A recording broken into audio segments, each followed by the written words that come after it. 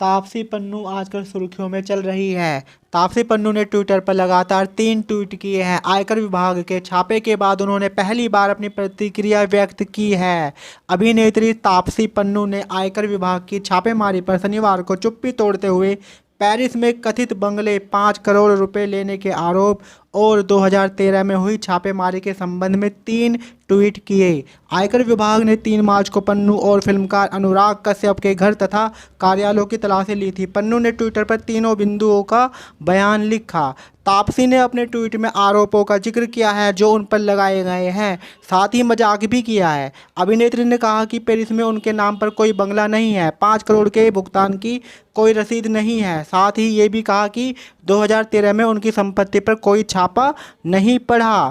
तापसी पन्नू ने ट्वीट किया। पहले ट्वीट में कहा गया, 3 दिन तक मुख्य रूप से 3 चीज़ों की तलाशी ली गई। कथित तौर पर पेरिस में मेरे बंगले की चाबियां, क्योंकि गर्मी की छुट्टियां आने वाली हैं। दूसरे ट्वीट में पन्नू ने कहा, 5 करोड़ रुपए की कथित रसीद जिसे फ्रेम कर भविष्य के लिए रखा जाएगा, क्योंकि मैंने पहले उस पैसे को ठुकरा दिया था। तीसरे ट्वीट में पन्नू ने कहा, हमारी माननीय वित्त मंत्री के अनुसार 2013 में मुझ पर जो छापा डाला गया था, PS अब उतनी सस्ती नहीं हूँ, अब मैं उतनी सस्ती नहीं हूँ, यह बोला। अब देखिए आगे क्या हुआ। आयकर विभाग ने मारी थी रेड। बता दें कि फिल्म निर्माता अनुराग कश्यप, उनके सहयोगियों और एक्ट्रेस तापसी पन्नू के परिसरों पर आयकर विभाग के छापे एवं तलाशी के दौरान जांच एजेंसी को करोड़ों रुपए के हेरफेर का पता चला है। गौरतलब है कि अनुराग कश्यप और उनके सहयोगियों ने मिलकर फैंटम फिल्म्स के नाम से प्रोडक्शन हाउस खोला था, जो अब बंद हो चुका है। आयकर विभाग ने दिल्ली, हैदराबाद, मुंबई और पुणे में फैंटम फिल्म्स के से जुड़े 28 ठिकानों पर रेड मारी।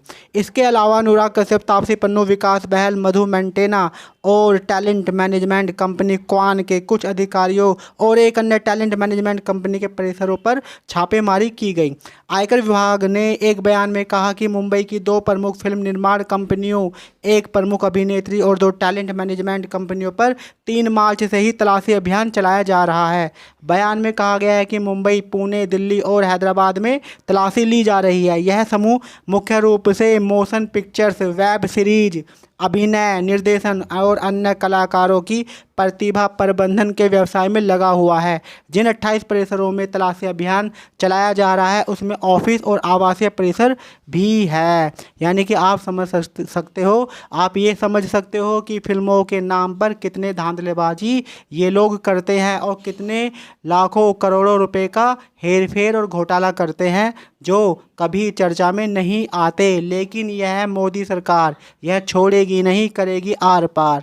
अब 350 करोड़ रुपए कर की चोरी की है तो भाई सज़ा तो मिलनी ही है। तापसी पन्नू को लेकर आयकर विभाग ने ये बात भी कही।